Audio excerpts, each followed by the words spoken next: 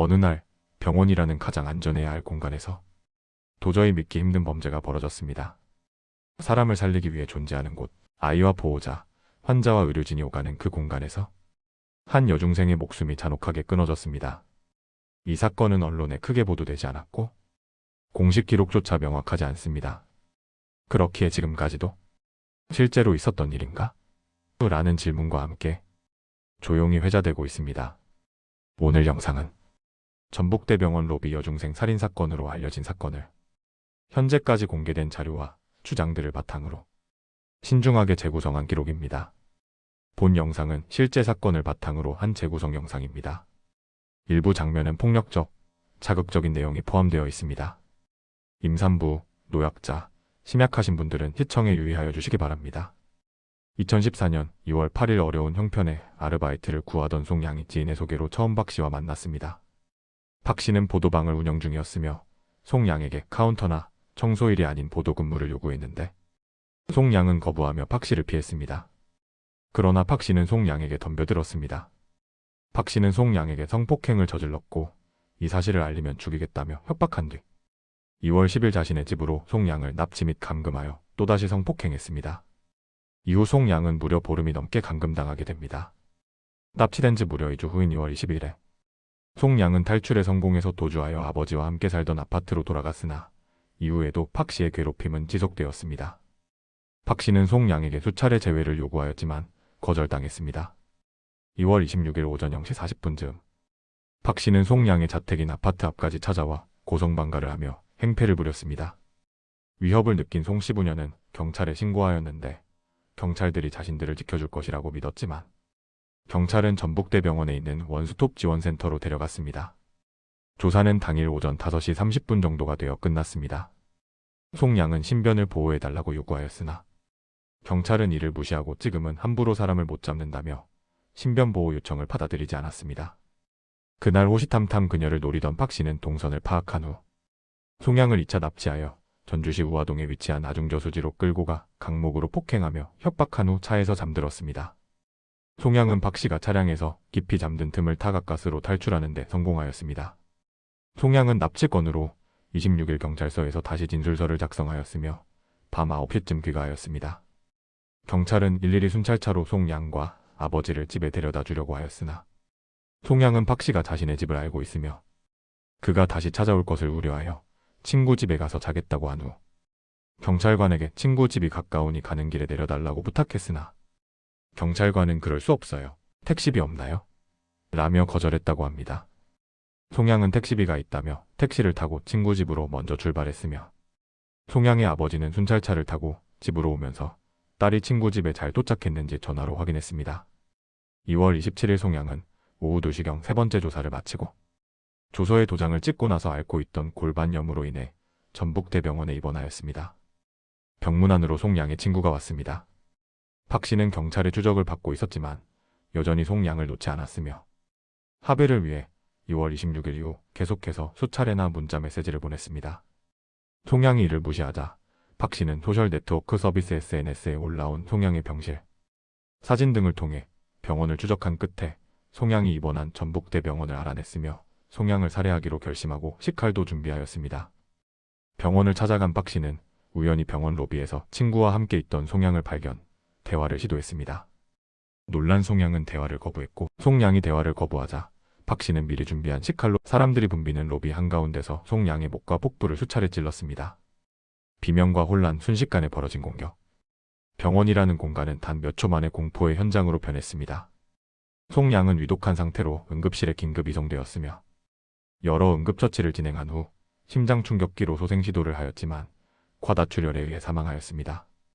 송양을 살해한 후 박 씨는 병원을 빠져나와 승용차를 타고 달아나다 3km 떨어진 도로에서 다른 차량을 들이받은 뒤 근처 아파트로 도주했고 경찰의 포위망이 좁혀오자 인근 아파트 19층 옥상에서 뛰어내려 자살했습니다. 피의자가 사망했으므로 경찰은 공소권 없음으로 수사를 종결했습니다. 박 씨는 1982년생, 조직폭력배 출신 전과 40범. 당시 범죄 행각으로 인하여 교도소에 수감된 후 2013년 10월 출소하였습니다. 나중에 밝혀진 바에 의하면 전주에서 세 번째로 큰 조직인 오땡땡파의 행동대장 출신으로 7년 반 동안 활동했습니다. 박 씨는 2013년 10월 교도소 출소 후 생계로 노래방 도우미를 알선하는 일을 하였다고 합니다. 2월 26일에 저지른 박 씨의 행위는 주거침입죄 제319조에 해당하고 3년 이하의 징역 또는 500만 원 이하의 벌금에 처한다고 명시되어 있습니다. 당연히 경찰은 이때 박 씨를 저지했어야 하지만 그러기는커녕 신원 확인 및 신변 확보도 하지 않고 밖으로 내보냈다고 송 양의 아버지가 말했습니다. 박 씨를 주거침입 현행범으로 체포하지 않은 것에 이어 송 씨 부녀의 신변 보호 요청을 거절했다는 논란이 일었습니다. 피해자 송 양은 박 씨가 무섭다며 신변을 보호해달라고 요청했으나 경찰은 지금은 함부로 사람을 못 잡는다고 얘기를 했다고 송 양의 아버지가 이야기를 했습니다. 주거침입으로 새벽에 조사를 받고 나서 일일이 순찰차를 타고 송 씨 부녀를 집에다 데려다 주겠다고 하나 송 양은 망설였습니다. 이미 주거침입 사례로 박 씨가 우리 집을 알고 있기 때문에 송 양은 친구 집에다 데려다 주라고 요구하였으나 이를 거절하였으며 송 양은 택시를 타고 친구 집으로 출발했습니다. 송 양은 박 씨에게 2차 납치를 당하여 둔기로 폭행을 당한 뒤 차량에 감금당하여 또 한 번 경찰서에 가서 5차례 이상 무서워 죽겠다. 박 씨가 조직폭력배이니 신변을 보호해달라고 요청했지만 보호해주겠다는 말은 한마디도 듣지 못했습니다. 이번 직전에도 강력팀 형사에게 부탁했지만 거절당했다고 송 양의 아버지가 말했습니다. 결국 송 양은 경찰에게 신변보호 요청을 받지 못하고 변을 당했다는 것입니다. 이에 대해 전주덕진경찰서 측은 할 수 있는 조치를 다했다고 미흡에 대해 부인하였지만 여론은 매우 싸늘했습니다. 사실 당연한 게 이 사건은 초기에 제지만 했어도 애꿎은 여학생의 인생이 허무하게 마무리되지 않았을 것이기 때문입니다. 무엇보다도 피의자가 전과 사실범이었기 때문에 여론이 더욱 더 싸늘해진 건 당연지사일 것입니다. 피해자 송 양의 집은 경제적으로 어려웠다고 합니다. 1990년대 후반에 외환 위기가 닥치면서 아버지는 하던 사업이 실패하여 아내와 이혼했고 외동딸인 송 양을 홀로 키웠다고 합니다. 때문에 송 양은 아르바이트를 구하러 나섰는데 지인의 소개로 만난 사람이 박 씨였으며 처음 만난 날이 지난 2월 8일이었습니다.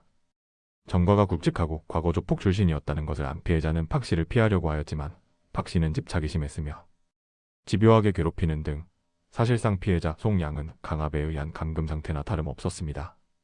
손녀의 죽음을 안 할아버지는 이 사건으로부터 얼마 되지 않아 그 충격으로 세상을 떠났다고 합니다.